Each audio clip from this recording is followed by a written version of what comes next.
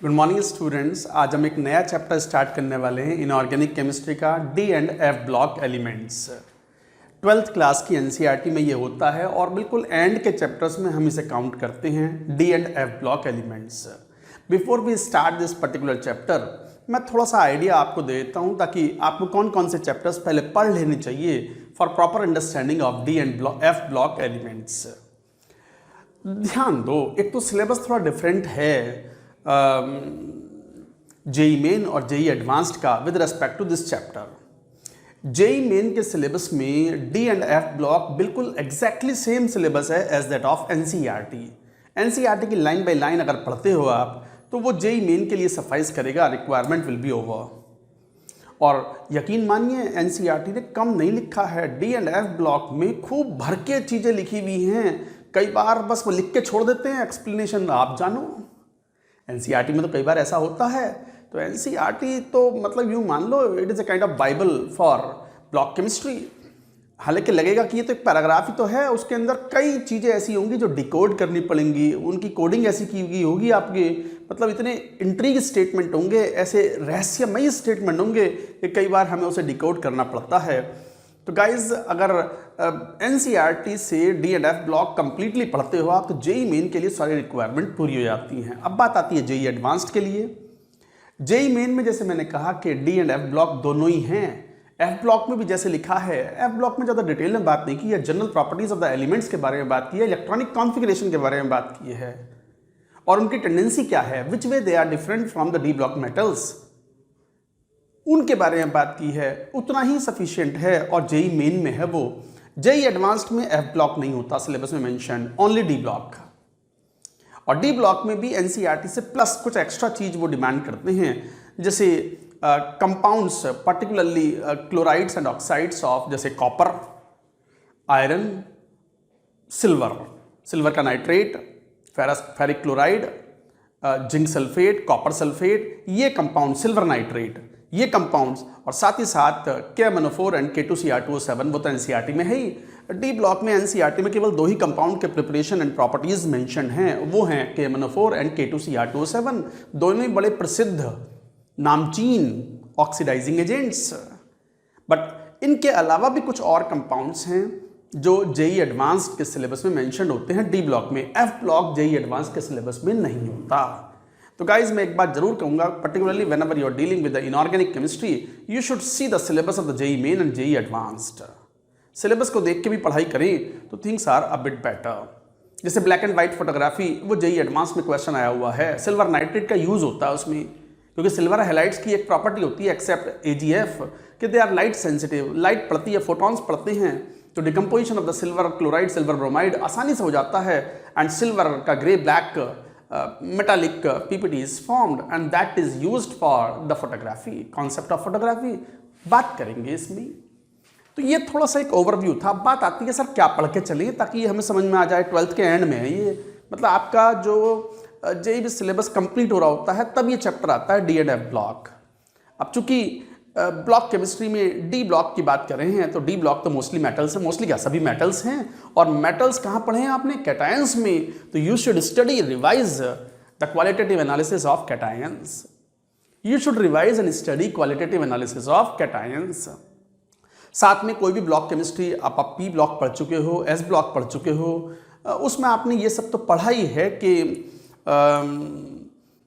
जो general trends होते हैं, आयोनाइजेशन एनर्जी के ट्रेंड्स क्या हैं, डेंसिटी के ट्रेंड्स क्या हैं, मेल्टिंग पॉइंट के ट्रेंड्स क्या हैं, इलेक्ट्रॉनिक कॉन्फ़िगरेशन कैसे वेरी करते हैं, stability of their common oxidation states क्या हैं, ये सब बात हमें यहाँ भी करनी होगी। तो it is preferred from your end that why don't you revise periodic table and periodicity in properties.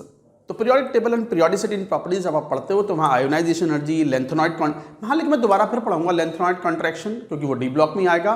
But lanthanoid contraction खूब खुल के डिटेल में we talked in periodic table. तो अब बहुत सारी चीज़ें आपके सामने वो आएंगी जो पहले पढ़ी हुई हैं और कुछ नई चीज़ें भी आएंगी। नई चीज़ों को अच्छे से समझना है, पढ़ना है, पहली बार पढ़ेंगे, और पुरानी चीज़ों को भी एक you will get the opportunity to revise them, so that way it is going to a kind of revision for the periodic table and properties also. Shall we start now? Syllabus का idea हो गया, क्या पढ़ने वाले हैं वो idea हो गया। NCERT is a Bible for block chemistry particularly, उसको जरूर पढ़िए। मैं जो पढ़ा रहा हूं यहां पर मैं सब कुछ नहीं लिख सकता लाइन बाय लाइन, बट वो most of the important things and their logic explanation I will be explaining here. But in addition to my notes, in addition to my teaching, NCERT is must, you have to read NCERT also. चलिए बात करें, heading लिखेंगे the D and F block elements. दा लगाते हैं, वो NCERT में ऐसे लिखा हुआ होता है। The D and F block elements. जरा देखें तो सही एक बार D and F block elements में, जैसे स्कैंडियम से शुरुआत हुई, scandium, titanium, vanadium, chromium, manganese, iron, cobalt, nickel, copper, zinc, ठीक है। Yttrium, lanthanum, titanium, zirconium, hafnium, vanadium, niobium, tantalum, chromium, zinc, cadmium, बीच बीच में भूल जाता हूं मैं, mercury, copper, silver, gold, palladium, platinum, cobalt, rhodium, iridium, iron, iron के नीचे आते हैं रुथीनियम, ओस्मियम, और साथ में मैंगनीज में आ रहे हैं technetium, rhenium, and chromium, molybdenum, tungsten. ये एलिमेंट्स हैं। This is called 3D series, क्योंकि electrons are filled up progressively in 3D elements. This is 4D series, this is 5D series. अच्छा, लेंथेनम के बाद actinium, lanthanum is 57, this is 89। Lanthanum और lanthanum के बाद 14 elements are filled. अच्छा, एक group number देखें तो this is 3, 4, 5, 6, 7, 8, 9, 10, 11, 12, this is group number. तो लेंथेनम के बाद 14 मोर एलिमेंट्स आर देयर। कौन से वाले हैं बात करेंगे। और एक्टिनियम के बाद भी 14 more elements are there which are filled up progressively in the F block. और वो ये तो हैं, लेंथेनम के बाद है, लेंथेनम के बाद आता है सीरियम से lutetium. Cerium is 58 to 71। And actinium के बाद जो एलिमेंट्स हैं थोरियम टू ल्यूटीशियम और lawrencium, this is 90 to 103। These 14 elements, this is called 4F series, lanthanide series। lanthanide series मतलब lanthanide के बाद वाले एलिमेंट्स हैं which are filled in the F block series. Periodic table में बात कर चुके हैं। These are 5F series elements. 5F series कहलाता है ये एक्टिनाइड सीरीज।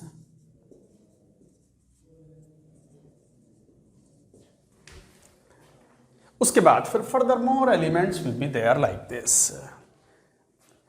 ध्यान दो, एक तो कई इंपॉर्टेंट बातें इसमें आएंगी। ये अच्छा, ये जितने भी एलिमेंट्स हैं these are F block elements. F block elements, कई बार इनको इनर ट्रांजिशन एलिमेंट्स भी बोलते हैं।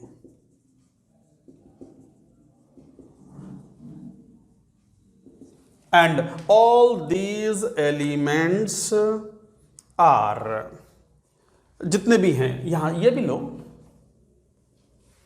बाकी भी जितने भी हैं, and so on,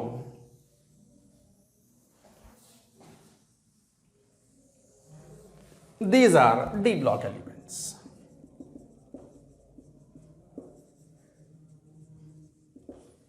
तो D block elements where the last electron is filled up in D orbitals, F block elements where the last electron is entering into the F orbitals, so that is called F block elements। तो F block elements में दो series हैं, 4F series, 5F series. इसके बारे में बाद में बात करेंगे। अभी सबसे पहले बात करेंगे D block elements की। D block elements में जैसे 3D सीरीज है, electrons are filled up in 3D orbitals, penultimate orbitals. अच्छा, ये इनर ट्रांजिशन एलिमेंट्स हैं और D block एलिमेंट्स को बोलते हैं ट्रांजिशन एलिमेंट्स। In general, वैसे कई स्टूडेंट जानते भी हैं ट्रांजिशन एलिमेंट्स बोलते हैं डी ब्लॉक के एलिमेंट्स को except zinc, cadmium and mercury. तो जिंक, कैडमियम, मरकरी एनसीईआरटी साफ साफ लिखता है they are not regarded as transition elements because in ground state और in any of the oxidation state they show the filled up orbitals, all orbitals are filled, that's why they क्या definite बताऊंगा। अच्छा रुको, अरे रुको तो सही। Transition elements की बात करेंगे कि ट्रांजिशन एलिमेंट्स क्या होते हैं, कौन से एलिमेंट्स ट्रांजिशन एलिमेंट्स नहीं है, जिंक, कैडमियम, मरकरी नहीं है, क्यों नहीं है वो भी बात करेंगे। तो यहां पर ये बात आती है, यहीं पे लेंथेनर्ड कॉन्ट्रैक्शन भी डिफाइन होगा कि लेंथेनम के बाद वाले एलिमेंट्स 4f सीरीज में। अच्छा इनका group number all f block belong to group number 3, सभी ग्रुप नंबर 3 में है ये, लेंथेनम के साथ ही रखे हुए। तो एक तरीके से थर्ड ग्रुप और छठा पीरियड, थर्ड ग्रुप और सातवें पीरियड में एक नहीं 15 एलिमेंट हैं। लेंथेनम के साथ 14 मोर, एक्टिनियम के साथ 14 more, those are called 4f series. 14 more after actinium is called, thorium से लेकर लॉरेंसियम तक इज कॉल्ड 5f सीरीज और एक्टिनाइड सीरीज एलिमेंट्स। तो ये थोड़ा कंस्टिट्यूशन था, all are metals, all metals. पहले ये नोट कर लो जरा, बेसिक कुछ पॉइंट्स लिखने हैं इसके बारे में, नोट इट डाउन।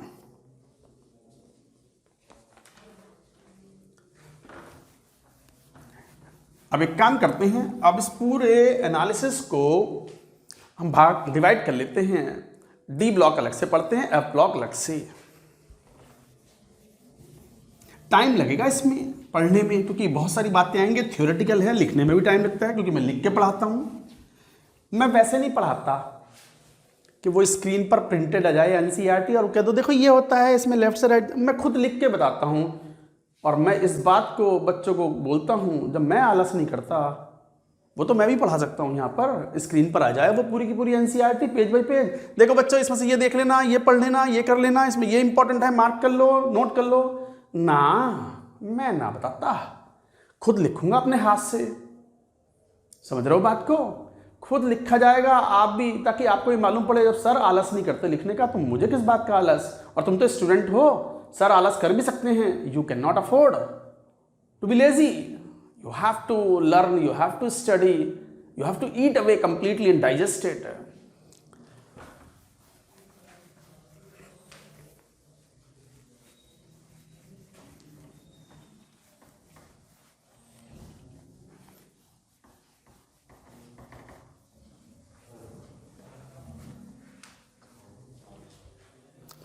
चलिए बात करेंगे ट्रांजिशन एलिमेंट्स की, द ट्रांजिशन एलिमेंट्स।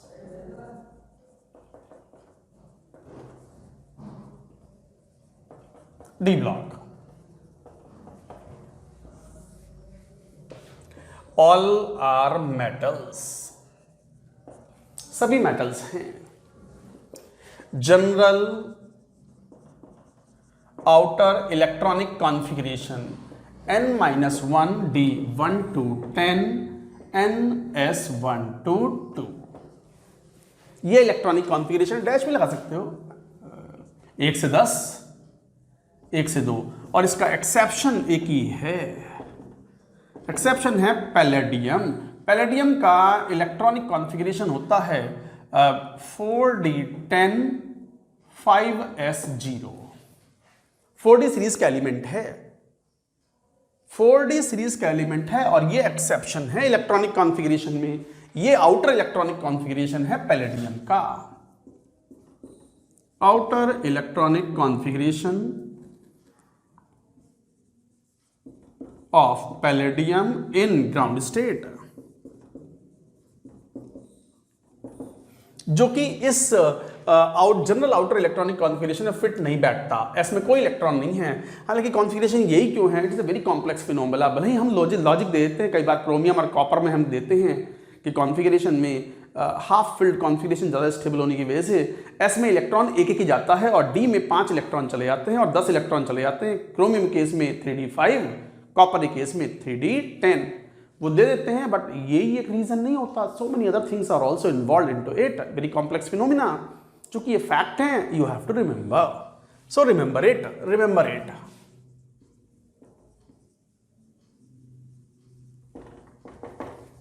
तो general outer electronic configuration is this and the coinage metals.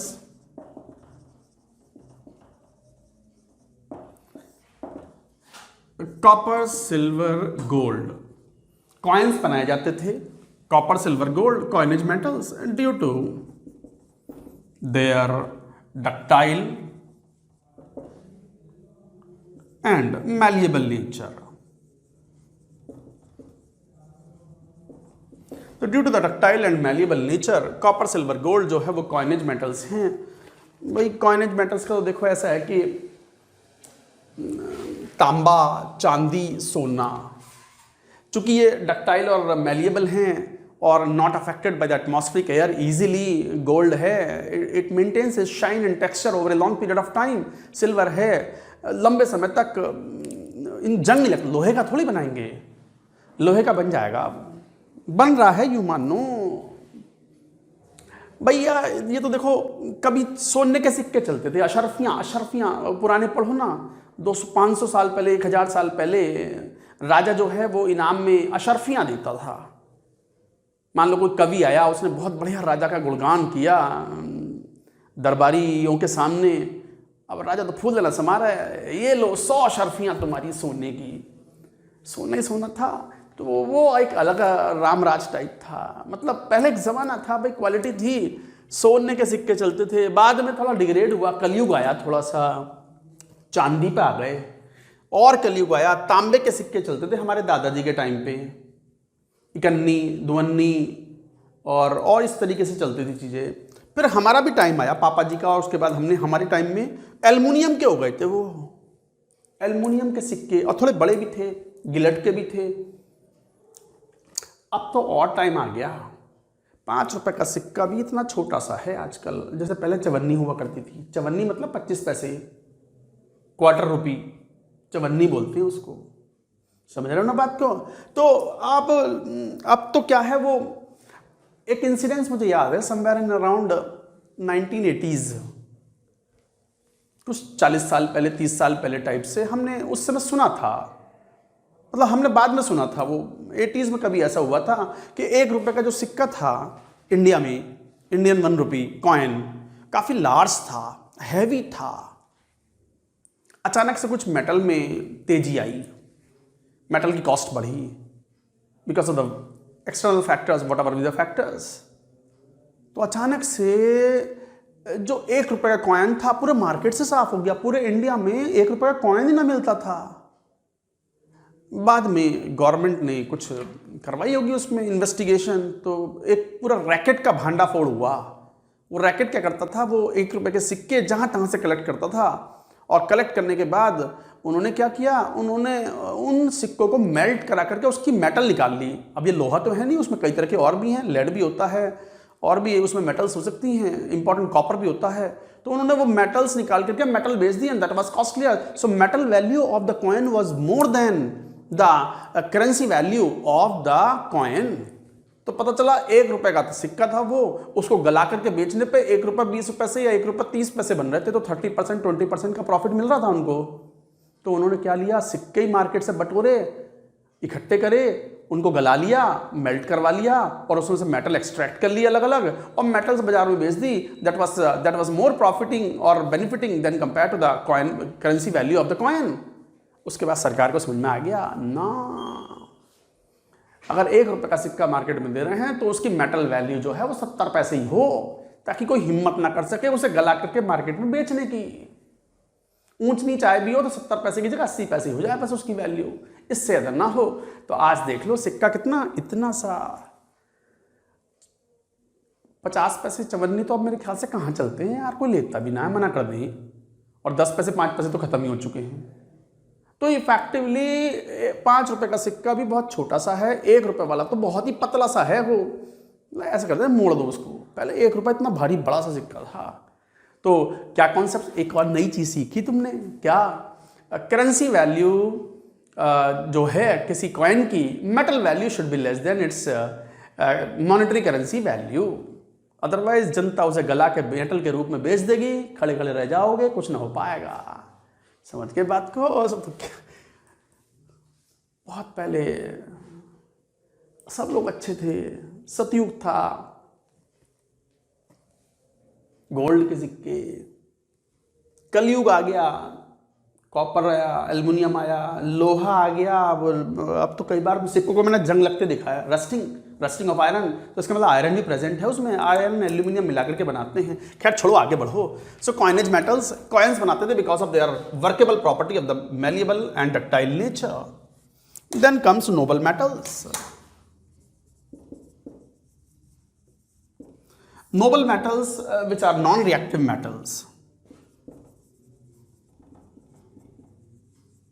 Generally, the metals below hydrogen in the electrochemical series are considered to be the non-reactive metals or noble metals, जिसके examples हैं copper, silver, gold, platinum, mercury.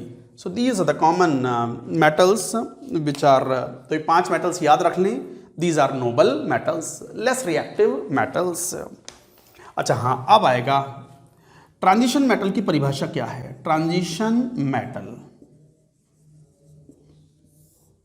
definition as per NCERT definition TION metal which has incompletely filled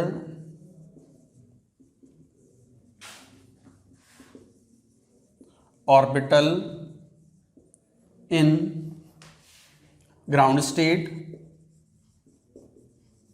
or in any common oxidation state. ये है परिभाषा, ये है definition.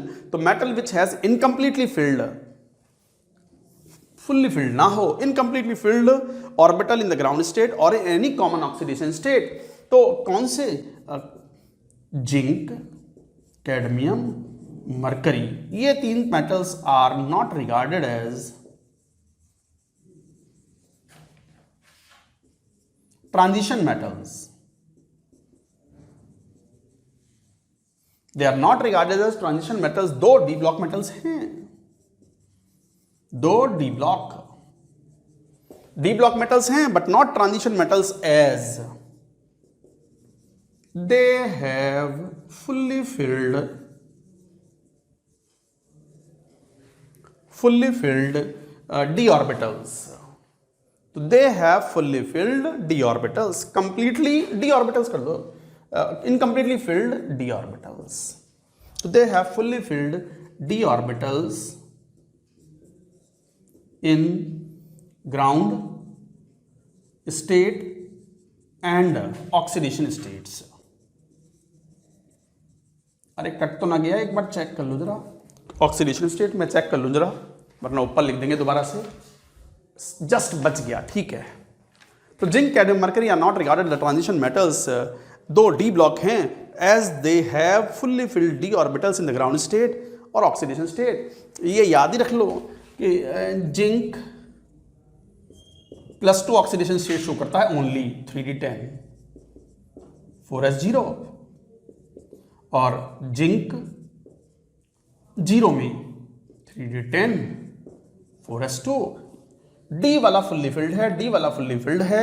तो ऐसी cadmium, similarly cadmium, तो जिंक, कैडमियम, मरकरी में डी पूरा भरा हुआ है, चाहे वो एलिमेंटल ग्राउंड स्टेट में लें या किसी कंपाउंड में ऑक्सीडेशन स्टेट में लें. D10 is fully filled and because of that they are not regarded as a transition elements. In fact zinc, cadmium, mercury जो हैं, इनके मेल्टिंग पॉइंट काफी कम होते हैं. They show properties similar to the alkaline earth metals. इस बात को भी लिखेंगे, नोट करो, ये इंपॉर्टेंट पॉइंट था. नोट इट डाउन, पूरी बात नोट करो.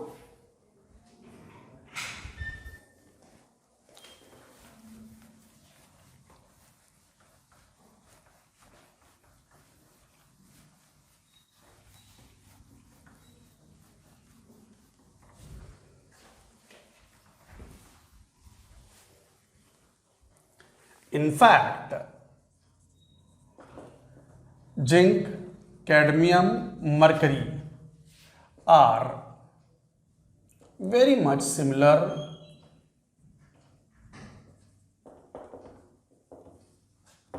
in properties as alkaline earth metals, representative elements.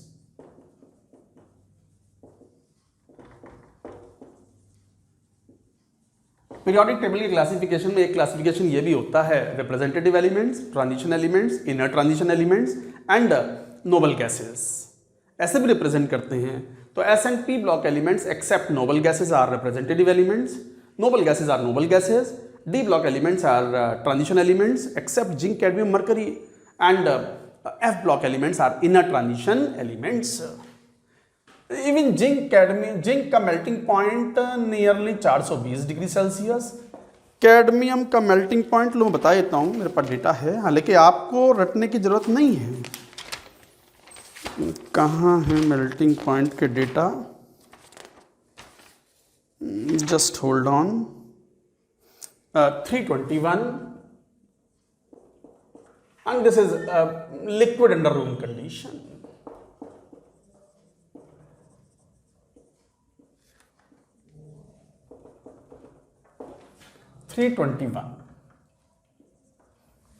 तो मेल्टिंग पॉइंट काफी कम है, जबकि other D block metals have other, ये पढ़ेंगे अलग से point, D block metals have high melting point, boiling point, hardness in general. अच्छा, यही कारण है कि zinc, cadmium, mercury are called volatile metals. याद आ गया होगा जिन्होंने मेटलर्जी अच्छे से पढ़ी हुई है कि मेटल्स को प्योरीफाई करना हो तो liquation process can be used for these zinc, cadmium, mercury, या even distillation method can be used for zinc, cadmium, mercury, not liquation, distillation method, कि आप इन्हें हीट करके वेपर्स में कन्वर्ट कर सकते हो and impurities will be left और remained in the form of solids.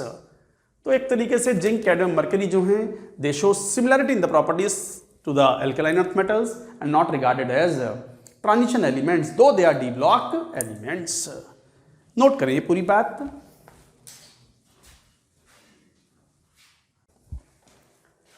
Next point, the d orbitals of transition elements। अच्छा, जनरली ट्रांजिशन एलिमेंट्स का मतलब, जनरली बात करते हैं तो डी ब्लॉक एलिमेंट्स की बात करते हैं। Transition elements project to the periphery of atom more than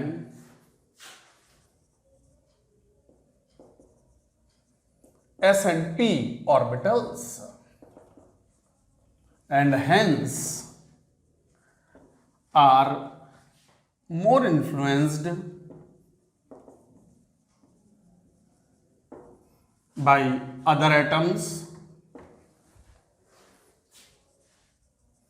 again important point, NCERT ने इसको अच्छे से मेंशन किया है, atoms, molecules, for example ligands. मैं समझाता हूं क्या है, पहले लिखो तो सही, मैं समझाऊंगा पूरी बात। हम कह रहे हैं कि D orbitals of the transition elements project to the periphery of the atom, मतलब एटम की जो सरफेस है, डी ऑर्बिटल्स उस सरफेस तक बड़े आराम से बाहर तक आते हैं, प्रोजेक्ट करते हैं, more than S and P orbitals, more diffused, size थोड़ा लार्जर होने की वजह से ये पेरिफेरी पर आते हैं and they are more affected by the other atoms when bonds is formed. समझो मतलब, ये तो आप कोऑर्डिनेशन केमिस्ट्री में पढ़ चुके होंगे कि डी ब्लॉक के मेटल्स बड़ी आसानी से कॉम्प्लेक्स कंपाउंड्स बनाते हैं in the different oxidation states, even in the ground state also. Ground state नहीं, ग्राउंड स्टेट का मतलब ये नहीं, मतलब जीरो ऑक्सीडेशन स्टेट। तो in the zero oxidation state as well as in the positive oxidation state they commonly form the complex compounds. Complex compounds का मतलब ligands approach the central atom, और जब लिगेंड्स जाते हैं तो आपने कोऑर्डिनेशन थ्योरी में, कोऑर्डिनेशन केमिस्ट्री में याद करो, सीएफटी पढ़ लेते हैं आप, तो आपने कहा था कि modification in the energy of the D orbitals occurs maximum because of the approach of ligands. क्यों? क्योंकि डी ऑर्बिटल्स जो हैं ट्रांजिशन मेटल्स के, वो बाहर दूर तक प्रोजेक्ट करते हैं पेरिफेरी पर, सरफेस पर, and they are most affected because of the advent of और अप्रोच ऑफ लिगेंड्स। तो दूसरे एटम्स जो लिगेंड्स वगैरह अप्रोच करते हैं सबसे ज्यादा अटैक किस पर मारते हैं? डी ऑर्बिटल्स पर। इसलिए modification energy of the D orbital is most important when we study crystal field theory. I hope you understand now. अगर हाँ तो कमेंट्स में यूं कर दिया करो, बढ़िया से लिख दिया करो अच्छे से, समझ गए बात को, ताकि मुझे मालूम भी पड़े हाँ बच्चे बात को समझ चुके हैं। तो इस तरीके से आप ये पॉइंट्स कहते हो। इसके अलावा आप कुछ चलो वेरिएशन इन कुछ पॉइंट्स जनरल पॉइंट्स लेके लिख लें। वेरिएशन, ये तो जनरल पॉइंट्स थे, अब कुछ इंपॉर्टेंट पॉइंट्स की बात कर लें। वेरिएशन ऑफ एटॉमिक रेडियाई, हालांकि ये हम पढ़ चुके हैं पीरियोडिक टेबल में। इसी में हम बात करेंगे लेंथेनॉइड कॉन्ट्रैक्शन की। जैसे 3D सीरीज की बात करें, 3D सीरीज में जैसे scandium, titanium, vanadium, chromium, manganese, iron, cobalt, nickel, copper, zinc. Size पहले घटते हैं लगभग क्रोमियम तक, ये रहे घट रहे हैं ग्रेजुअली, बहुत ज्यादा नहीं डिक्रीज होते, जेड इफेक्टिव बढ़ता है। उसके बाद लगभग कांस्टेंट से हो जाते हैं, लगभग कांस्टेंट। हल्का सा कॉपर में बढ़ते हैं और जिंक में थोड़े से बढ़ जाते हैं।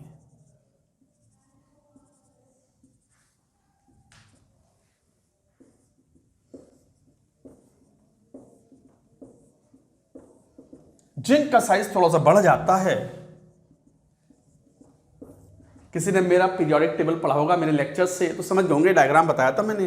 तो एटॉमिक रेडियस और atomic size first decreases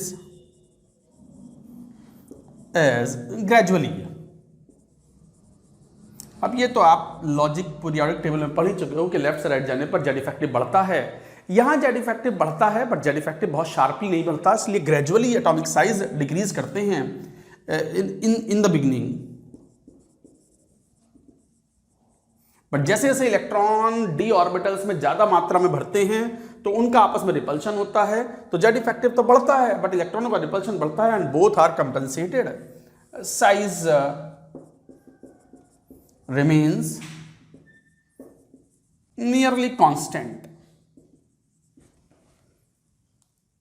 up to copper. Copper तक, कॉपर भी हल्का सा बढ़ता है, and size of zinc is slightly increase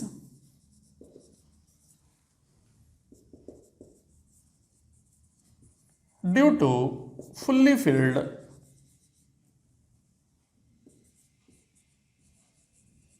electronic configuration. कौन सा?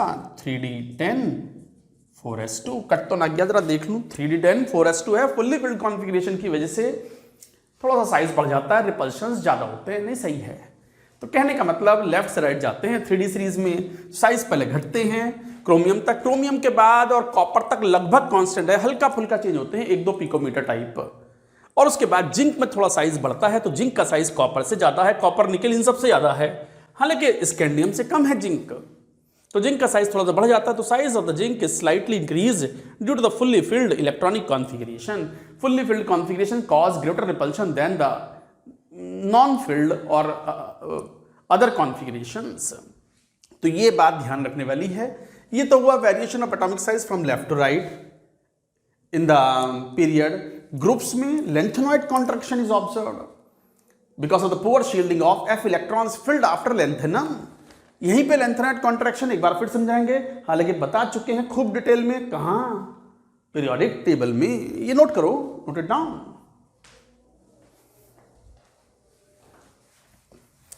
अच्छा, एनसीईआरटी में इनके डेटा भी दिए हुए हैं, डेटा रखने की जरूरत नहीं होती, ट्रेंड्स अगर याद रखते हो, बीच में कोई एक्सेप्शन आता है उसको याद रखना पड़ेगा।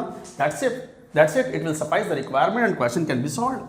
क्वेश्चन ऐसा थोड़ी आता है, लो 10 नंबर का सवाल है, ये 20 एलिमेंट्स हैं, इनके जरा एटॉमिक साइज पिकोमीटर में लिख दो, यही काम बचा है क्या? पागल हो क्या? हट, ऐसे थोड़ी होता है। तो आपको ट्रेंड्स पढ़ने होते हैं। बुरा मत माना करो मेरी बात का, मैं तो बात तो मैं ऐसी बोल देता हूँ, कभी कभी हट क्लास में तो मैं कूट देता हूँ, रख के क्लास में तो कूट देता हूँ। अभी तो क्या कोविड में कौन सी क्लास? खैर, वापस आओ। तो ये समझ गए, यहीं पे लेंथेनॉइड कॉन्ट्रैक्शन।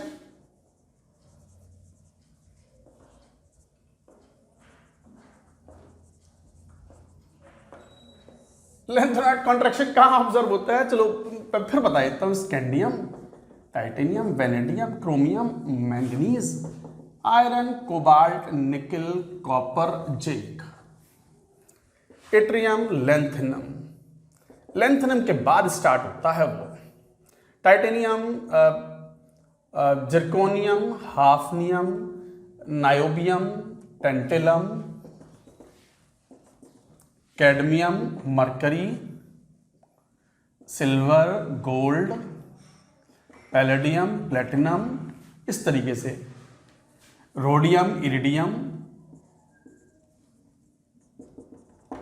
यहां पर lanthanoid contraction is observed here. ऐसे सिखाया रखा मैंने आपको, lanthanide contraction is observed here. चलो एक और अपॉर्चुनिटी, अगर वहां समझ में ना आया हो तो यहां समझ में आ जाएगा। एक बार फिर ध्यान से पढ़ो। ये 3D सीरीज एलिमेंट्स हैं,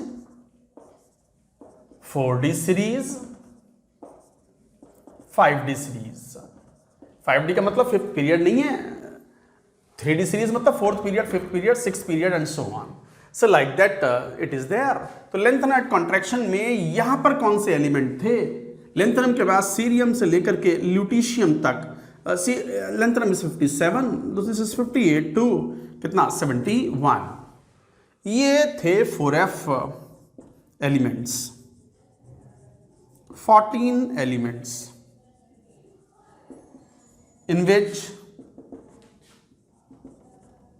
electrons are filled in f orbitals. Lanthanoid contraction कहां पाया जाता है? लेंथेनम के बाद वाले एलिमेंट्स में पाया जाता है, और 3D से 4D में नहीं।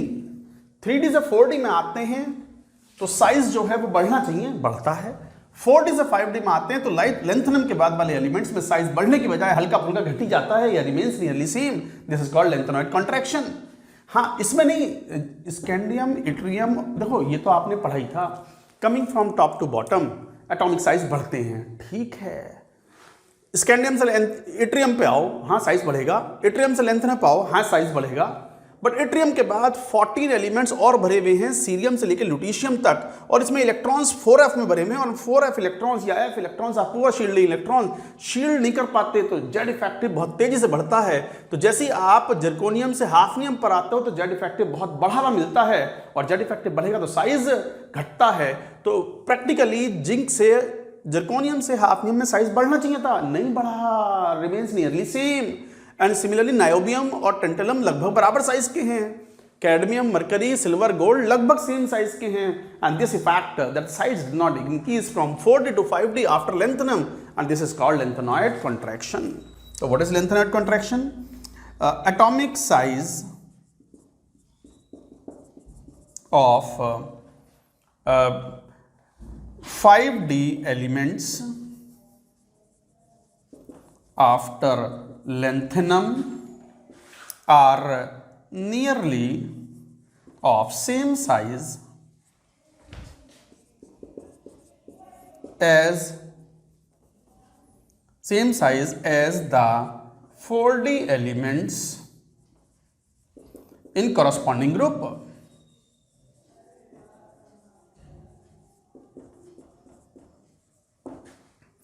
This is called lanthanoid contraction. Lanthanoid or lanthanoid contraction. This is called lanthanoid or lanthanide contraction, which is due to very poor shielding F electrons filled after lanthanum. कहाँ? Cerium से लेके lutetium तक। As a result Z effective is very high hafnium onwards. तो hafnium onwards जो है Z effective काफी हाई है, एफ नीचे नहीं है ऊपर ही है, एच एफ। हाफनियम कहने का मतलब क्या हुआ कि 3D से 4D में वर्टिकली डाउन आते हैं, साइज बढ़ना चाहिए, बढ़ता है। 4D से 5D पे जाना नीचे आते हैं, तो लेंथनम के बाद वाले जो एलिमेंट्स हैं डी ब्लॉक के, उनमें साइज बढ़ने की बजाय हल्का फुल्का कमी हो जाता है और remains nearly constant, and this decrease in the size is called lanthanoid contraction. Why lanthanoid contraction? Because it is appearing after lanthanum. What is the reason behind it? Because of the poor shielding of the f electrons. 14 electrons are filled in the 14 elements after lanthanum. कहाँ cerium से लेके lutetium तक। तो Z effective becomes quite high in case of the hafnium, tantalum, so on up to mercury. Not only that, मैंने बताया भी था, this effect goes even the further. Lead वगैरह में भी ये इफेक्ट जाता है, लेड तक ये प्रभाव जाता है, पी ब्लॉक तक ये प्रभाव जाता है। आयोनाइजेशन एनर्जी का ये प्रभाव पी ब्लॉक तक पहुंचते हैं। This is called lanthanoid contraction. I hope you have understood the point. So this is important, but we studied quite more in detail in periodic table also. फिर भी मैंने दोबारा यहां पढ़ा दिया, नोट इट डाउन। नोट करिए पूरी बात। इसको चाहो तो यहां पे ऐसे भी और लिख लो, स्कैंडियम से बड़ा, इट्रियम से बड़ा lanthanum, no lanthanoid contraction, but titanium से बड़ा zirconium, but zirconium and hafnium nearly same size. Vanadium से बड़ा niobium which is nearly same size of tantalum. Similarly मान लो कॉपर से बड़ा silver, but silver and gold are nearly same size. This is the order of size order. For your understanding, I gave some examples also. तो examples भी आप note कर ले, समझ गए बात को। यहां कोई लेंथेनॉइड कॉन्ट्रैक्शन नहीं है। लेंथेनम के बाद के एलिमेंट्स में this is found to have the lanthanoid contraction. I hope you have understood the point. Note it down. Next property, second, melting point and boiling point. Melting point, boiling point, delta H vaporization, enthalpy of vaporisation.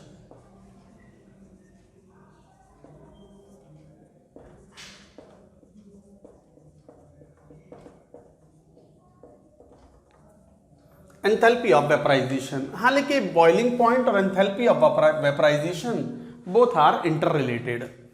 अच्छा, क्या melting point, boiling point, अब ये तो आप जानते ही हो, D block के मेल्टिंग पॉइंट्स काफी ज्यादा होते हैं, much higher than the even S block and P block elements.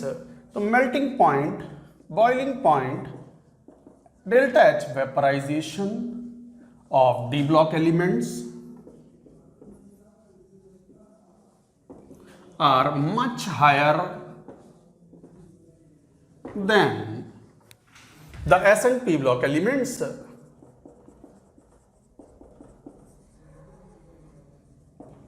Due to strong metallic bonding.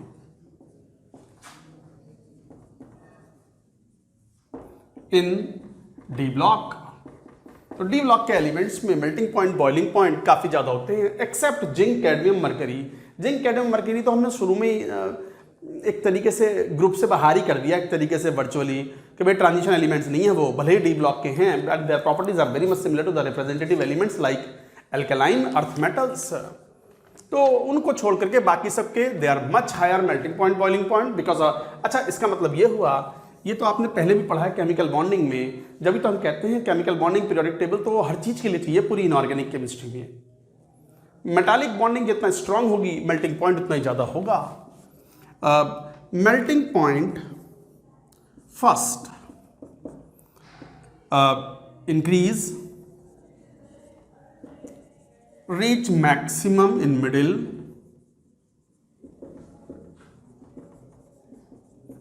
and then decrease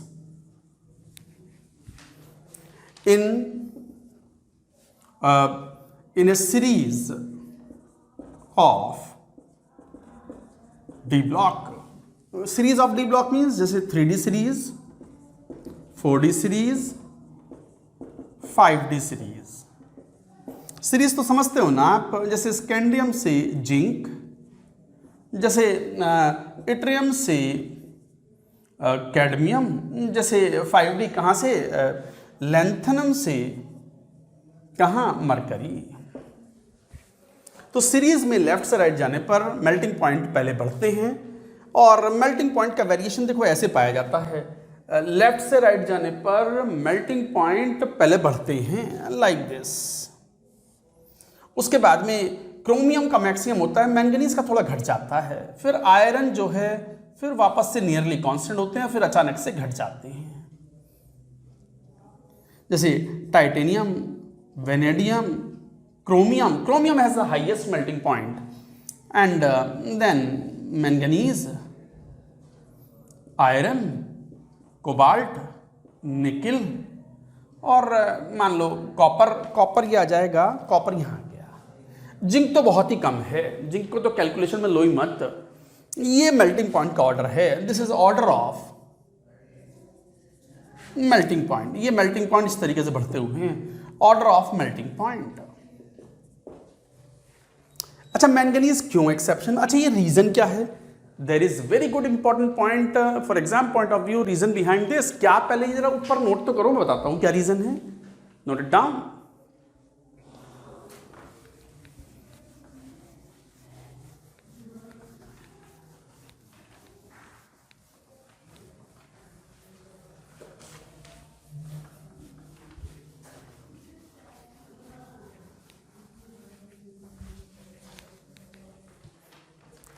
reason क्या है जरा यहां देखें, what is the reason behind it? Actually reason ये है कि in D block metals unpaired n-1 d electrons take part in metallic bonds, metallic bond formation. Hence, greater are the number of n-1 d unpaired electrons, greater will be melting point. भाई आप क्या बात कह रहे हो? आप ये कह रहे हो कि डी ब्लॉक के जो मेटल्स होते हैं उनमें unpaired n-1 D electron, penultimate electrons बोलते हैं डी ऑर्बिटल्स के, they also take part in the metallic bond formation, hence greater are the number of n-1 D unpaired electrons, paired नहीं, metallic bond will be greater will be the melting point. जरा titanium में देखो, D2 4s2, D3 4s2, D5 4s2, D5 4s2, यहां 1 है, D6 4s2, D7 4s2, D8 4s2, D10 4s1। यही configuration है outer electronic configuration. अब देखना unpaired electrons कितने, 2, कितने, 3 अनपेयर्ड डी इलेक्ट्रॉन्स, कितने, 5, बट यहां भी 5 है। तो सर ये मैंगनीज घट क्यों गया? आयरन क्यों ज्यादा है? मैंगनीज का मेल्टिंग पॉइंट अपने आजू बाजू वालों दोनों से कम है, एक्सेप्शन हो गया। तो मैंगनीज में D5 तो हाफ फिल्ड कॉन्फ़िगरेशन हुआ, बट ये फुल्ली फिल्ड कॉन्फ़िगरेशन होने की वजह से स्टेबल कॉन्फ़िगरेशन हो गया, और स्टेबल कॉन्फ़िगरेशन के जो इलेक्ट्रॉन्स हैं they are not delocalised. Metallic bonding में आपने इलेक्ट्रॉन सी मॉडल पढ़ा था, इलेक्ट्रॉन सी मॉडल में बोला था कि हमने valence electrons are delocalised and kernels and valence electrons के बीच का जो फोर्स ऑफ अट्रैक्शन है that is called metallic bond. So these valence electrons are not delocalized because of the stable configuration, and because of that the melting point is lower. लिखेंगे इस बात को। Phone आ गया, जरा मोबाइल पे बंद कर दीजिए।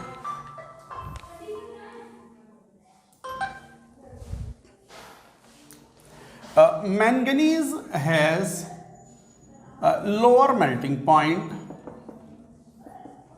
than chromium। एक्सेप्शन है ये, एक्सेप्शनल एक्सेप्शन, ये तो एक्सेप्शन हो गया। एक तरीके से एक्सेप्शन कह लो या मत कह लो, नंबर ऑफ 5 इलेक्ट्रॉन्स हैं तो what is the reason exception, मत भी कहो इसे, क्योंकि नंबर ऑफ अनपेयर्ड इलेक्ट्रॉन्स तो दोनों में बराबर ही हैं। तो manganese has lower melting point than chromium and iron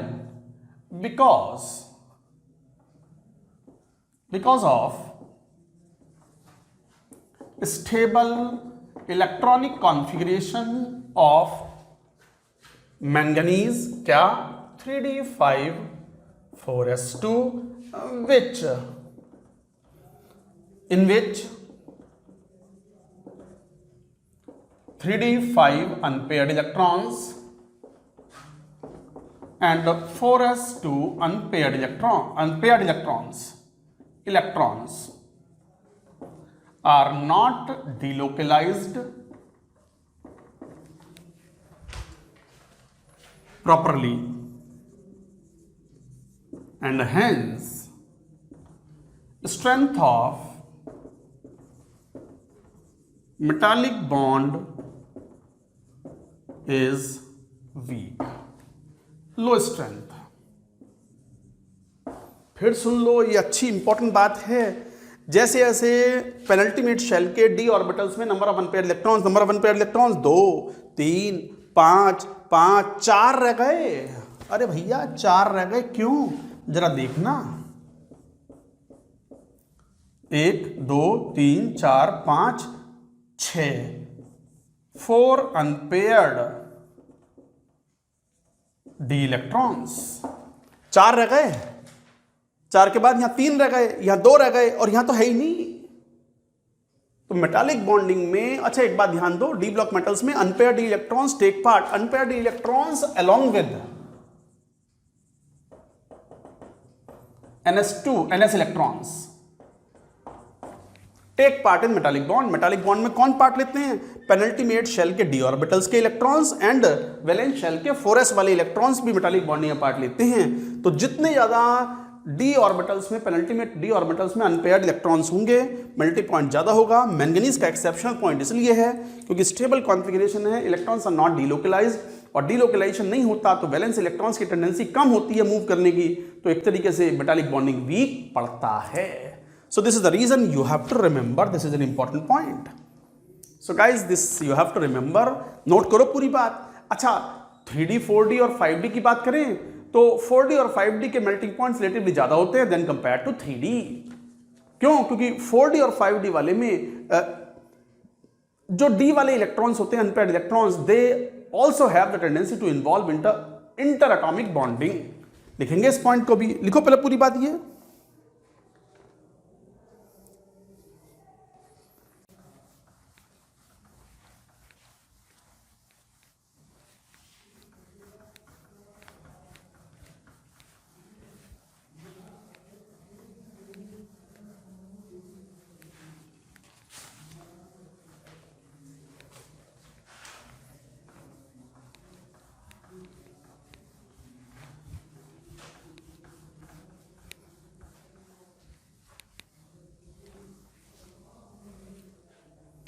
melting point में 3D से ज्यादा 4D, 5D, increasing order of melting point. अगर सेम ग्रुप में, when compared in same group,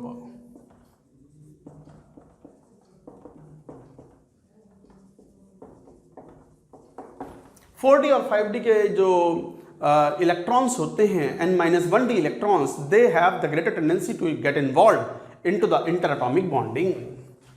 तो N-1D unpaired electrons in 4D and 5D have greater tendency to get involved in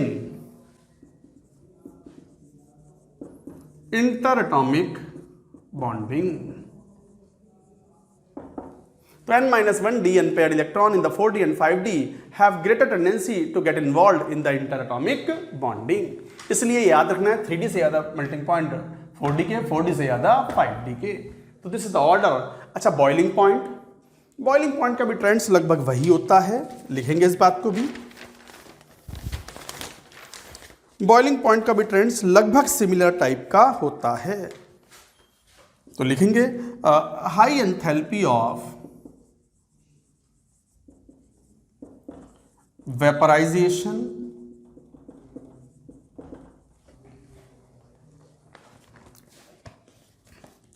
is again due to high strength of metallic bonds.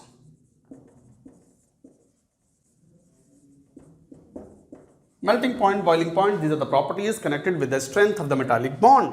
तो एक तरीके से strength of metallic bond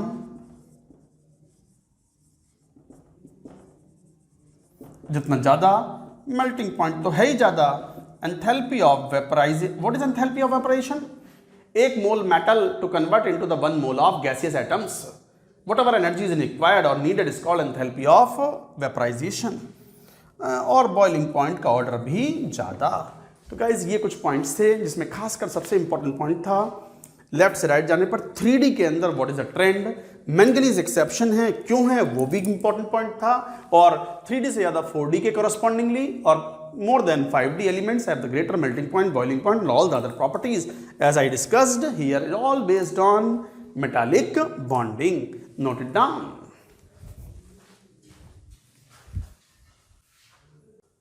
Now moving to the next property of the D block elements. चलो बात करते हैं density की कि डेंसिटी किस तरीके से वेरी करती है। तो third, density of the D block elements. अब एक बात ध्यान दो, लेफ्ट से राइट जाने पर इन जनरल क्या होता है, जैसे 3D सीरीज है, 4D सीरीज है, तो लेफ्ट से राइट अगर जाते हैं तो साइज तो घट रहे हैं, तो वॉल्यूम भी घटेगा इन जनरल और मोलर मास बढ़ रहे हैं। और डेंसिटी क्या है, molar mass upon molar volume. Mass बढ़ रहा है, वॉल्यूम घट रहा है, तो डेंसिटी तो बढ़नी चाहिए। तो इन जनरल डेंसिटीज जो हैं वो बढ़ती हैं फ्रॉम लेफ्ट टू राइट। तो in general densities increase from left to right in a series of D block. D block मतलब 3D series, 4D series etcetera. Series का मतलब लेफ्ट से राइट जाने पर जो 3D सीरीज हैं, 3D सीरीज को कई बार हम फर्स्ट D सीरीज बोलते हैं, 4D सीरीज मतलब second D series, 5D series मतलब third D series and so on. तो लेफ्ट से राइट जाने पर डेंसिटी जो है वो बढ़ती हैं, क्यों? Because first size decrease from left to right, so atomic volume decrease, second molar mass increases. So what is density? Density of a metal is equal to molar mass upon molar volume.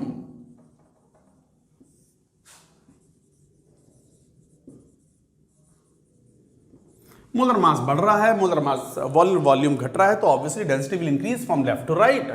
तो हालांकि left से right जाने पर density जो है वो बढ़ती है, बट जिंक के केस में साइज थोड़ा सा बढ़ जाता है, तो कॉपर से रिलेटिवली डेंसिटी कम होती है। Density of zinc is less than density of copper. क्यों? It is due to larger size of zinc atom than copper atom. Copper atom comparison में जिंक एटम का साइज थोड़ा बड़ा है, तो जिंक की डेंसिटी कॉपर से कम है। बट लोएस्ट डेंसिटी जो है, lowest density in D block, entire D block is scandium. Highest density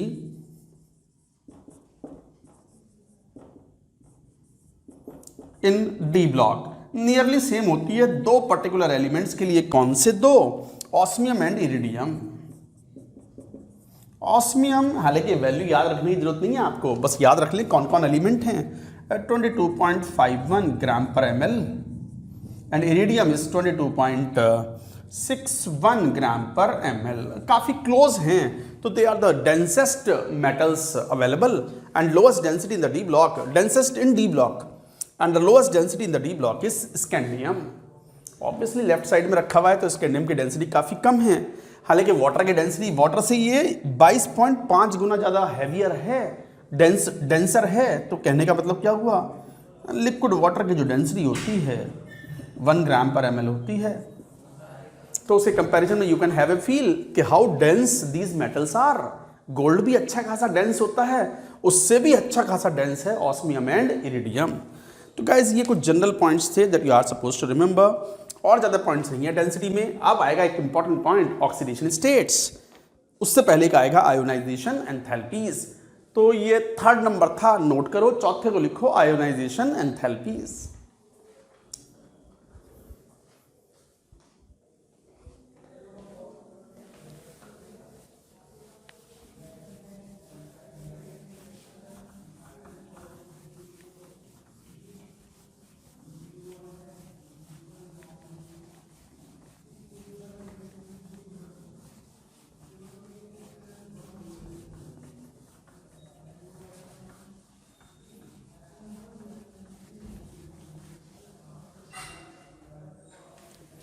Fourth, ionisation enthalpies. बात करेंगे आयोनाइजेशन एंथैल्पीज की। अब देखो, आयोनाइजेशन एनर्जी मतलब removal of the electron from the ground state of the gaseous atom, ये definition होती है। यहाँ डेफिनेशन नहीं, ट्रेंड्स की बात कर रहे हैं। तो लिखो, इन जनरल आयोनाइजेशन एनर्जीज और एंथैल्पीज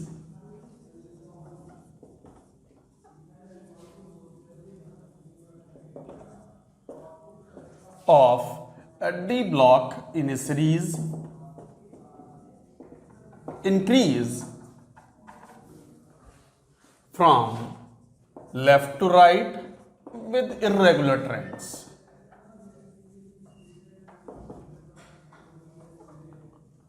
ये याद रखना, इर्रेगुलर ट्रेंड्स, रेगुलर ट्रेंड्स नहीं है। तो in general ionisation enthalpies of the D block in a series मतलब वो 3D series, 4D series, 5D series, वो बात कर रहे हैं। Increase from left to right with irregular trends because of the increase in, due to increase in Z effective.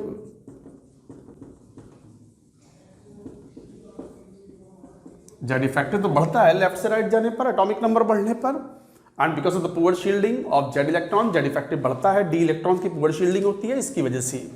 तो ये है। बाकी व्हेन 1 इलेक्ट्रॉन इज रिमूव्ड, ये बहुत इंपॉर्टेंट पॉइंट है, कभी भी पूछा जा सकता है, एनसीईआरटी में बढ़िया से मेंशन है। When 1 electron is removed from ns orbital, the relative energies of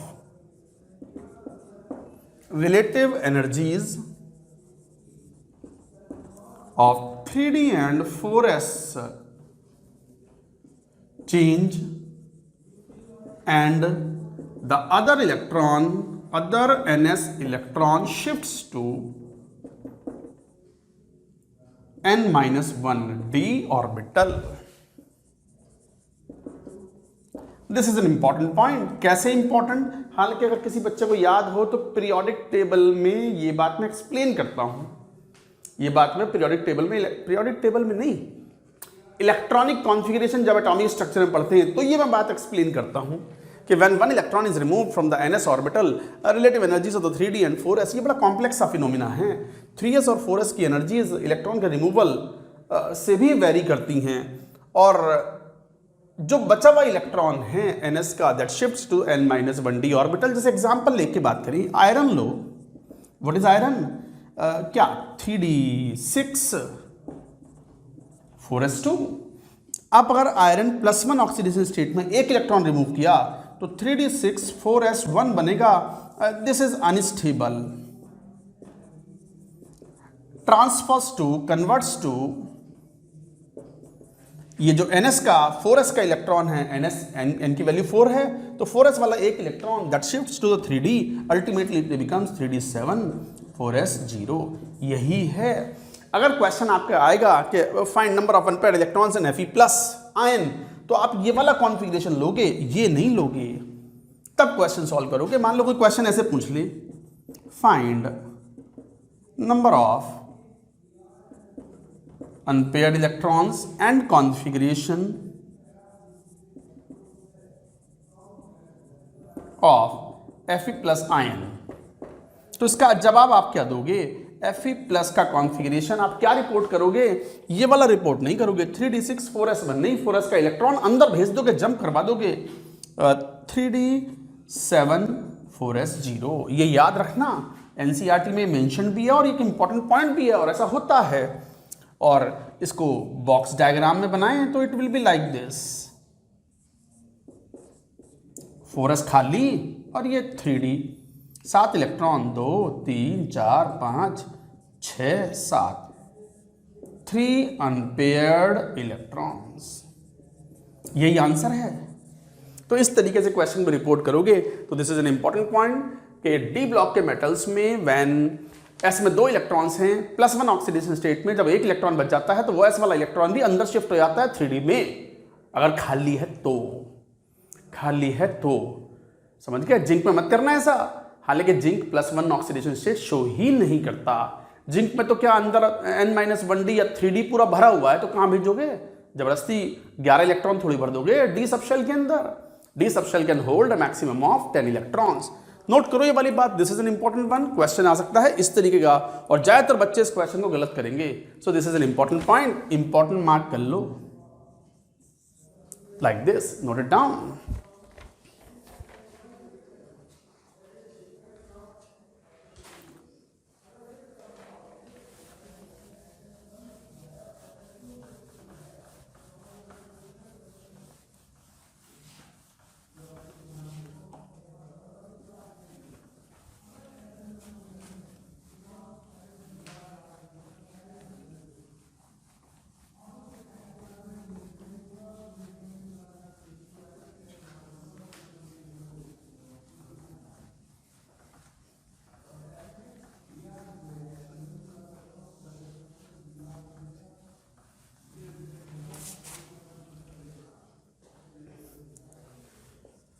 Next, second ionization enthalpies of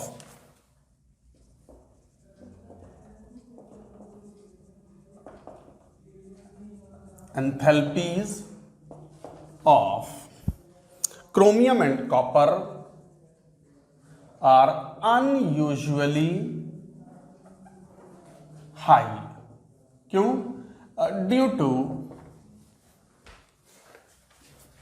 the fact that second electron are removed from 3d5 in chromium and 3d10 in copper, and these are half filled, fully filled stable configuration.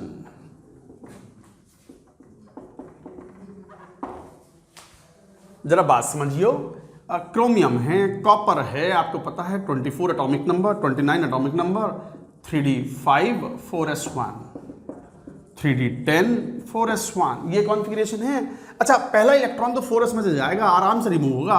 Second electron remove होगा तो 3d5 में से जाएगा, और 3d5 half filled है, stable configuration है, ये disturb नहीं होना चाहता। तो इसका मतलब ज्यादा एनर्जी चाहिए होगी to remove the second electron from chromium. तो second ionisation energy of the chromium and copper are considerably high. अच्छा, ऐसे कई बार हम पीरियोडिक टेबल में कंपैरिजन करते हैं। जैसे बात करो क्रोमियम एंड मैंगनीज की। क्रोमियम का कॉन्फ़िगरेशन देखो तो 3d5 4s1, मैंगनीज का कॉन्फ़िगरेशन देखो तो 3d5 4s2। साफ दिखाई पड़ता है कि लेफ्ट से राइट जाने पर आयोनाइजेशन एनर्जी बढ़ेंगी। तो first ionisation energy of manganese is greater than first ionisation energy of chromium. But एक इलेक्ट्रॉन तो चलो रिमूव कर दिया, I2 की बात करो, एक रिमूव हो गया। जब एक रिमूव हो गया तो अब 3d5 में से जाएगा क्रोमियम में से इलेक्ट्रॉन, और 3d5 तो चाहता नहीं डिस्टर्ब होना। तो IE2 of second ionization energy of chromium will be greater than second ionization energy of manganese. This is very important. ये पीरियोडिक टेबल में भी एक इंपॉर्टेंट पॉइंट है, डी ब्लॉक का भी इंपॉर्टेंट पॉइंट है. Question can be asked anywhere. एक तरीके से पीरियोडिक टेबल पढ़ रहे हैं हम. ये periodicity in properties ionisation energy we are studying. जब तो मैंने कहा था कि डी ब्लॉक पढ़ते समय mostly it will remind you that you have been revising like periodic table और केमिकल बॉन्डिंग. हालांकि एक इंपॉर्टेंट पॉइंट था, you are suppose to remember. Manganese की फर्स्ट आयोनाइजेशन एनर्जी क्रोमियम से ज्यादा, बट क्रोमियम की सेकंड आयोनाइजेशन एनर्जी मैंगनीज से ज्यादा. So like that you have to remember. So these are the some important points you are suppose to remember. Note कर लें, बस ये हो गया. And now moving to the next fifth oxidation state which is very important and very versatile also, that you have to remember. Note it down.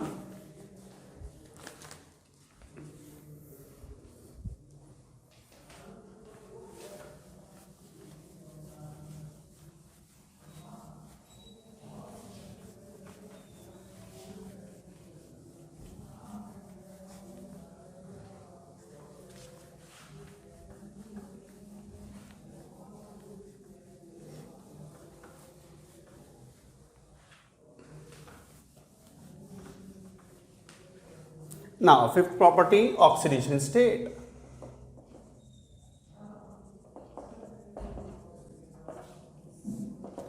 Oxidation state compounds के अंदर wide variety of oxidation state show करते हैं, but the most common oxidation state is +2. The most common oxidation state of most common oxidation state of D block elements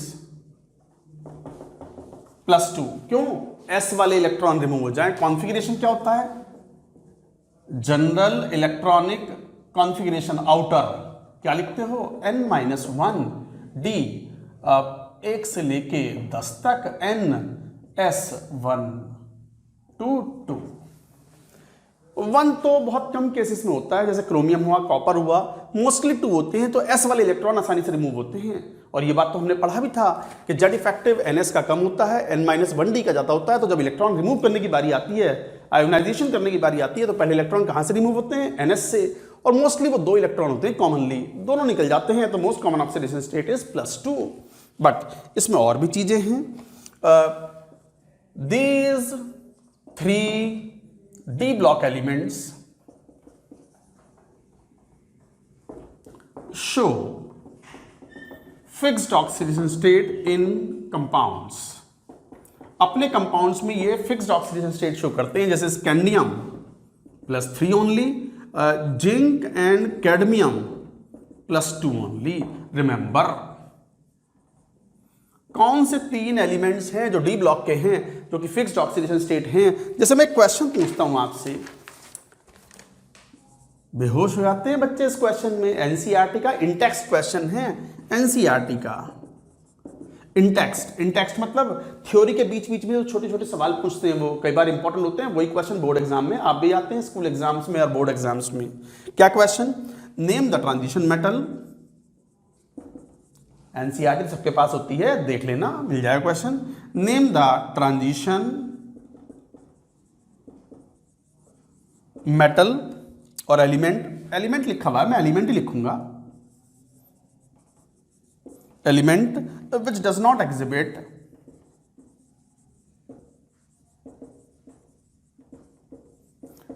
exhibit variable oxidation state.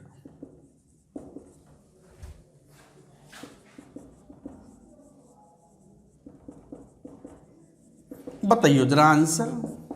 Sir लिखे तो हैं ऊपर +3 और ये scandium, zinc, cadmium, लिख दो बस answer.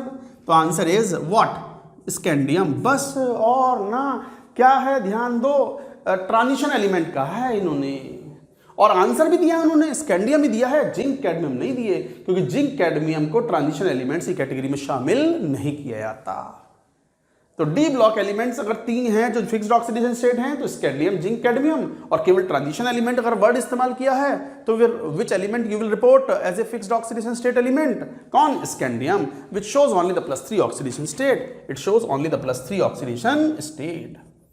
+3 oxidation state it shows in its compounds. तो याद रखो, ट्रांजिशन एलिमेंट अलग चीज है, डी ब्लॉक एलिमेंट अलग चीज है।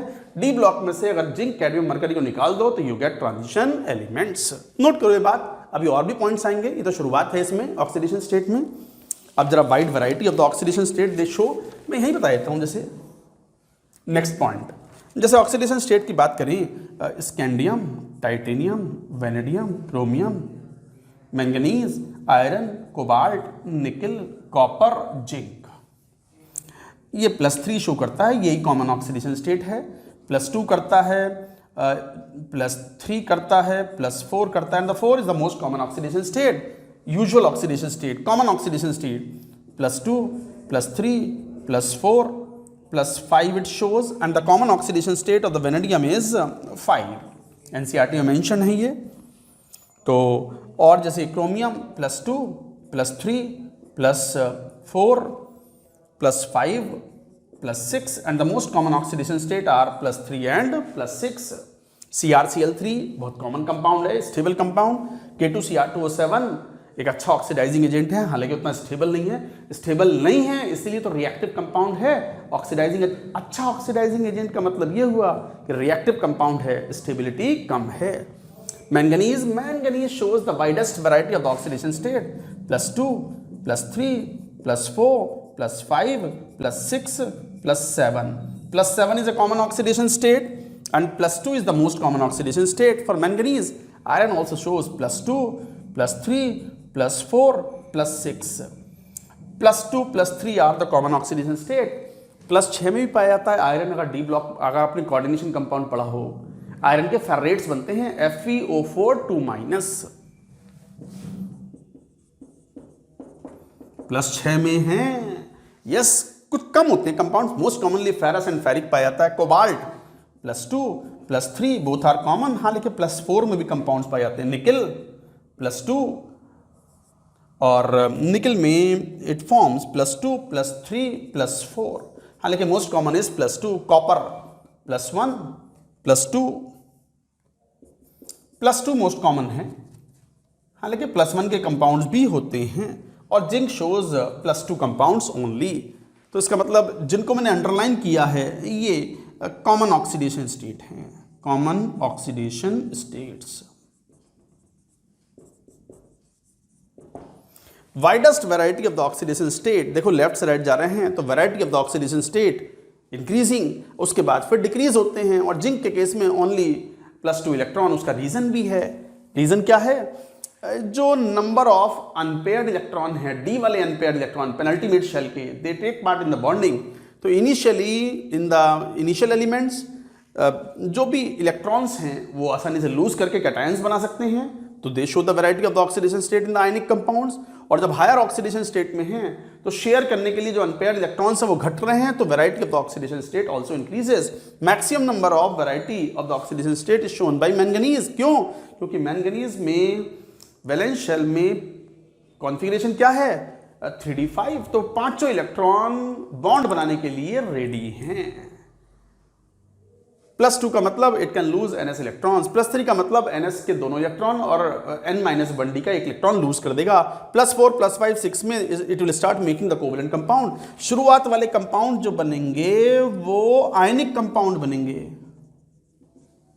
और लास्ट वाले जो कंपाउंड बनेंगे फिर उनकी नेचर क्या हो जाएगी? कोवेलेंट कंपाउंड बनेंगे।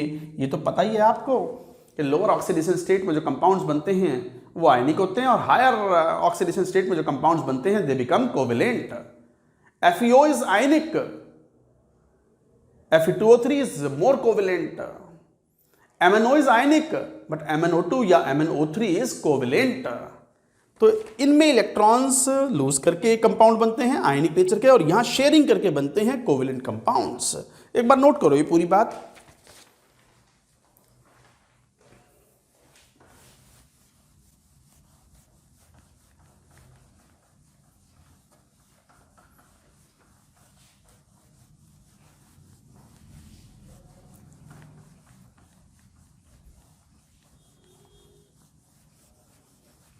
नोट्स बनाएं प्रॉपरली, सारी बात लिखें, एनसीईआरटी पढ़ें। एनसीईआरटी तो लिख के छोड़ देता है, एक्सप्लेन करने का काम फिर हमारा है, पढ़ने का काम आपका है। और ये चैप्टर जैसे डी ब्लॉक है, मोस्टली एनसीईआरटी से पढ़ो, हो गया काम। एडवांस्ड के लिए बस थोड़ा सा एक्स्ट्रा कंपाउंड पढ़ने पड़ते हैं, एक्स्ट्रा जैसे फोटोग्राफी पढ़नी पड़ेगी, सोडियम थायोसल्फेट का यूज आएगा उसमें as a fixer solution in photography. Silver nitrate पढ़ना पड़ेगा, फेरिक क्लोराइड पढ़ना पड़ेगा, FeSO4 पढ़ना पड़ेगा, कॉपर सल्फेट, कॉपर क्लोराइड भी पढ़ना पड़ेगा। तो these kind of compounds we are going to study extra, जो कि एनसीईआरटी में नहीं होते। और बाद में 2 कंपाउंड तो हैं ही बड़े फेमस, वो तो पढ़ने ही हैं। कौन? KMnO4 and K2Cr2O7। अच्छा, इसी पॉइंट को कंटिन्यू करते हुए क्या लिखें? Variety of oxidation state increases from left to right, reaches maximum in middle in magnesium, in manganese, widest variety of the oxidation state, and then variety of oxidation state decreases towards the end. Zinc केवल +2 show करता है। It is due to the number of unpaired N-1d electrons which can be lost to form cation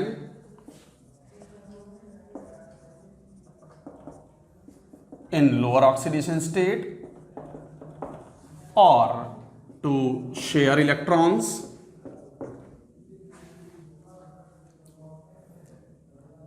to form covalent bonds in higher oxidation state. तो higher oxidation state में covalent nature बन जाती है। तो KMnO4 जो है वो covalent compound है, ये याद रखना। जैसे MnO है, this is ionic compound, 2 electron lose किए हैं। और MnO3 है, ये +6 में है, ये +2 में है, this is covalent compound, this is ionic compound. तो इस तरीके से आप कहते हो। अच्छा, एक और इंपॉर्टेंट बात है, wide variety of the oxidation state है। मैंगनीज है +2 +3 +4 +5 +6 +7. 7 is a common one, and Mn +2 is a common one oxidation state, and they form a wide variety of the compounds with a difference in oxidation state by 2. याद करिए जरा, S block shows fixed oxidation state, P block में inert pair effect के चलते आपने पढ़ा था कि हैवीएस्ट मेंबर्स जो हैं या हैवी मेंबर्स हैं, they show the variety of the oxidation state by a difference of 2. But यहां पर डी ब्लॉक के elements they can show the variety of the oxidation state by a difference of 1. +2 +3 what is the difference? 1. +3 +4 difference 1. +4 +5 difference 1. जबकि आपने जब tin और lead पढ़ा था तो +2 +4 शो करते हैं वो। आपने जब बिस्मिथ पढ़ा था तो +3 +5 शो करते हैं by a difference of 2, inert pair effect. यहां नहीं, यहां सक्सेसिव आयोनाइजेशन एनर्जी, इसका डिफरेंस जो है वो काफी स्मॉल है।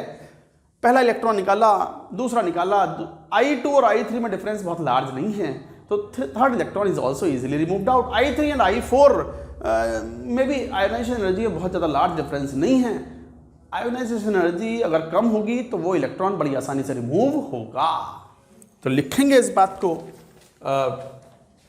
unlike P block,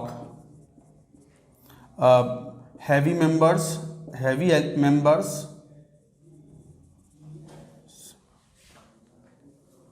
where they show variable oxidation state by a difference of 2, by a difference of 2। जैसे एग्जाम्पल भी लिख दो, SnCl2 SnCl4, PbCl2 PbCl4, +2 +4 by a difference of 2, P block के एलिमेंट्स। तो unlike P block heavy members of the group where they show the variable oxidation state by a difference of 2. D block elements form compounds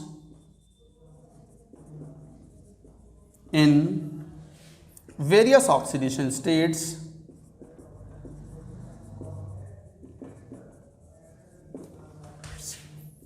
differing by 1. क्यों? It is due to a small ionization energy IE difference in successive ionization energies. It is due to the small ionization energy difference in successive ionization energies. Successive का मतलब I1, I2 successive values, just एक के बाद एक. तो ionization energy difference between the successive removal of the electron वो काफ़ी small होता है. तो इसलिए बहुत small का मतलब ऐसा नहीं कि बहुत छोटा हो. पीरियोडिक टेबल के लेक्चर देख लो, स्मॉल और लार्ज का मीनिंग समझ में आ जाएगा.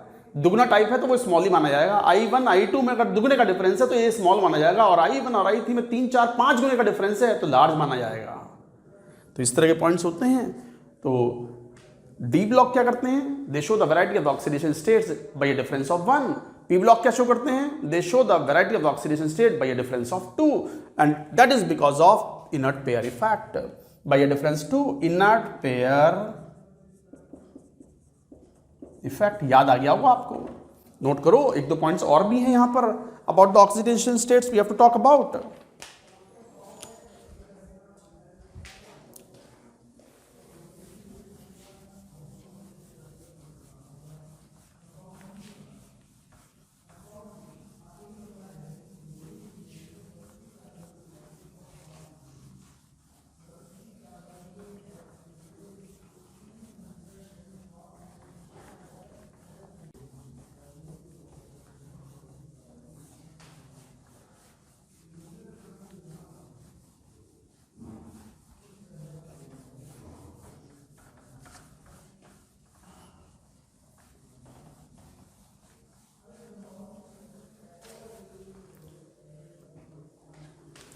Next, highest oxidation state of the D block are generally stabilized by oxygen or fluorine. Highest oxidation state, highest or high oxidation state of D block elements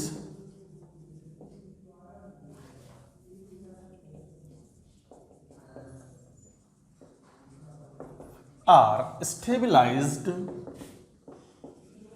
by oxygen and fluorine as O and F form strong bonds with D block metals.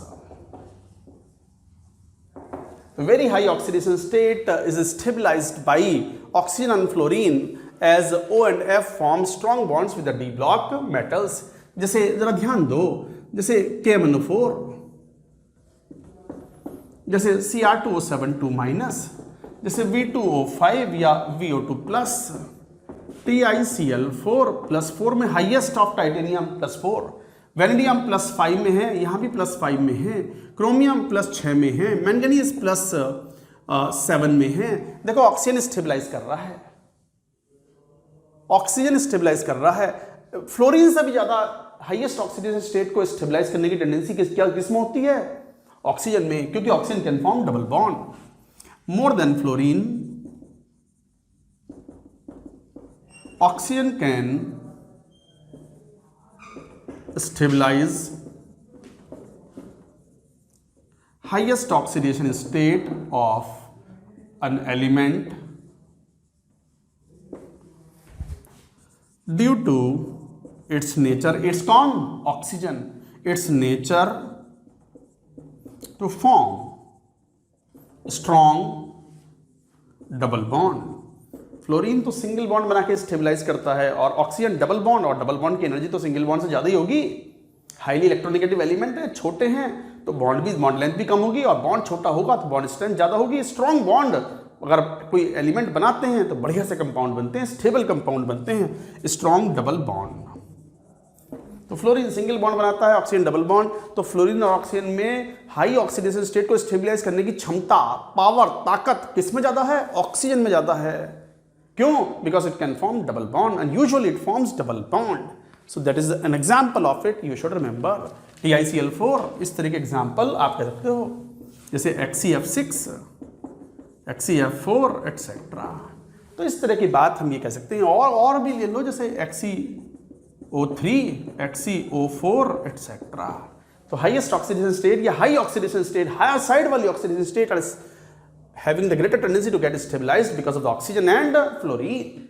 Note करते जाओ, ये सब पहली बार सुन रहे हो, पता नहीं इससे पहले पढ़ा या नहीं पढ़ा। All these points that you have to remember.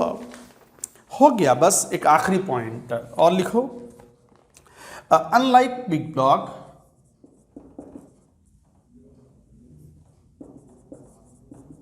unlike P block, heavier members, the stability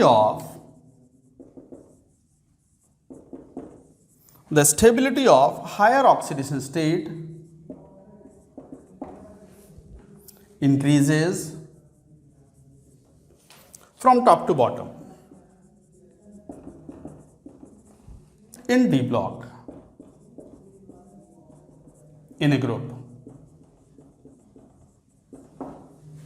जैसे